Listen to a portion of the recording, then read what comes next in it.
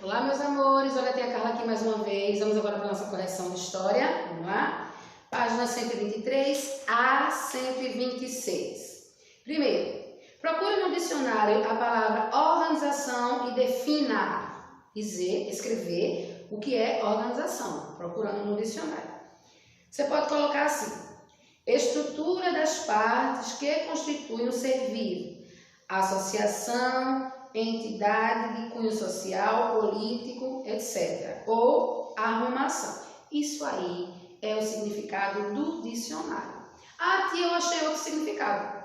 É para tirar do dicionário e colocar aí no livro o significado que você encontrar, ok? Tia deu uma sugestão do que tia tinha achado. Segundo, escreva a resposta a cada uma das perguntas a seguir. Para que servem as formas de organização? Em geral, as formas de organização servem para as pessoas conseguirem atingir um objetivo comum. Tia falou isso na aula. Então, as formas de organização servem para as pessoas atingirem um objetivo comum. Letra B. Quais são as diversas formas de organização que existem? Tia também citou lá na explicação: social, econômica e política. Letra C. Quais são as formas de organização que você conhece? Aí você vai pensar, tia já explicou lá, tem a social, tem a econômica e tem a política. Então, a gente vê a política na época da eleição, né? Então a gente conhece a eleição, os candidatos que vêm falar com a gente, aperta a mão. Ali é uma organização, uma forma de organização política. Então, você pode colocar essa que a gente conhece mais de perto, né? Você participa de alguma forma de organização? Sim, não. A letra C e a letra D são resposta pessoal. Terceiro, marque com X as formas de organização que você já viu na sua cidade. Comitê eleitoral, grupo de apoio, partidos políticos, lojas, a gente vê loja, né?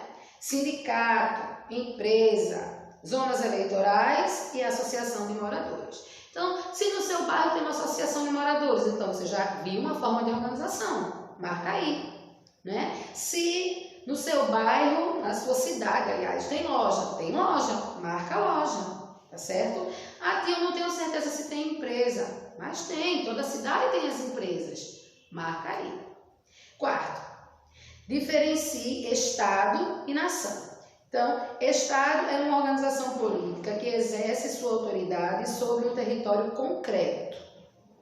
Nação é um agrupamento humano, em geral numeroso, cujos membros são ligados por laços históricos, culturais, econômicos e linguísticos. Essa resposta tem no seu livro. Quinto, explique a importância do Estado. O Estado surgiu para organizar a vida social, certo? Sexto, na sua opinião, existiram ou existem sociedades que não têm Estado? Justifique a resposta. Vamos botar assim: quando os portugueses chegaram ao Brasil, não havia um Estado organizado. Isso é um exemplo, né? Então, a pergunta é: na sua opinião, existiram ou existem? Existiram. Exemplo: quando os portugueses chegaram ao Brasil, não existia um Estado organizado.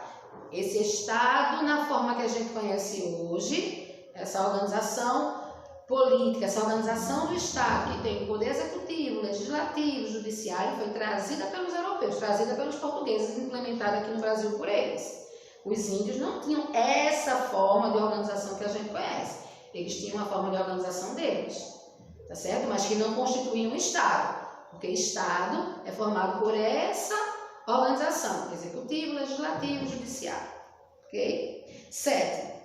Diferencie os três poderes. Então, você vai colocar a responsabilidade do poder executivo. É responsável por administrar o interesse do povo e garantir meios para atendê-los. Ou, simplesmente, administrar as leis. Vai ficar curtinho. Legislativo. Por meio dele que as leis são elaboradas. Então, elaborar as leis. E o judiciário é responsável por julgar e avaliar as leis e os crimes. Julgar, avaliar leis e crimes. Página 125. Pesquise qual o nome do atual e do primeiro presidente do Brasil. O primeiro presidente do Brasil foi Marechal Deodoro da Fonseca, certo? Isso a gente vai estudar lá na frente, mas se você teria curiosidade, fez essa pesquisa, foi esse o nome que você achou, tá certo? E o atual presidente do Brasil não tem nem como a gente não saber quem é, né? Toda hora tá no repórter. Jair Messias Bolsonaro é o atual presidente do Brasil. 9. Quais são os 3 poderes existentes no Brasil? Executivo, Legislativo e Judiciário. 10. Marque a alternativa correta. A alternativa, então só tem uma. A alternativa correta é: o STF conta com 11 ministros apoiados pelo presidente da República. É o terceiro quadrinho, certo? 11. Pesquise e liste abaixo algumas nações que não têm um território autônomo, que não possuem Estado. Então, vocês iam colocar lá na pesquisa do Google: países, nações que não têm território autônomo. Então, se vocês tiverem essa curiosidade, vocês vão achar lá: palestinos, tibetanos, bascos, curdos, etc. Esses são alguns: palestinos, tibetanos, bascos, curdos, etc. 12. Leia e responda. Antes das pequenas aldeias virarem grandes cidades, tinham um papel fundamental nas comunidades. Em vários povos antigos, conselhos de seus chefes mais influentes decidiam os caminhos que a vida na aldeia tomaria. Esse texto faz alusão a... Alusão quer dizer o seguinte: ele está mencionando, ele está falando sobre o quê? Falando sobre troca, moeda, família ou escrita? Família, né? Os pequenos grupos de uma sociedade são as famílias.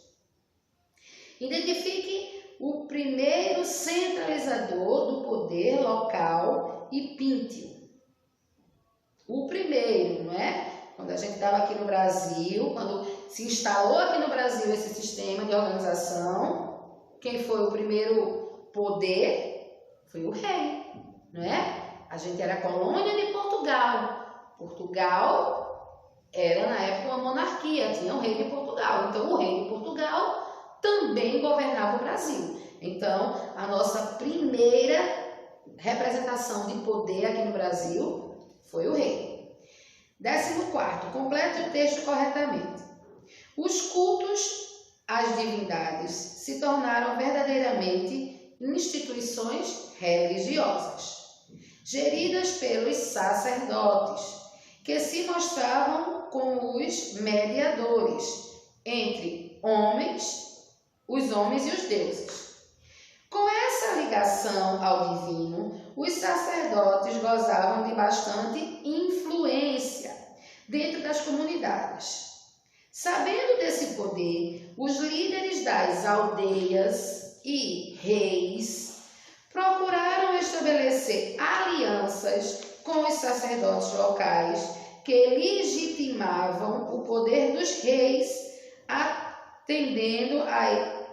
entendendo que eles eram representantes da vontade dos deuses agindo na terra. Tudo isso que completa a 14ª questão está no assunto do seu livro. Por isso que Tia fala que é tão importante ler o conteúdo antes de fazer a correção. Vamos agora para a nossa videoaula de história. Até lá!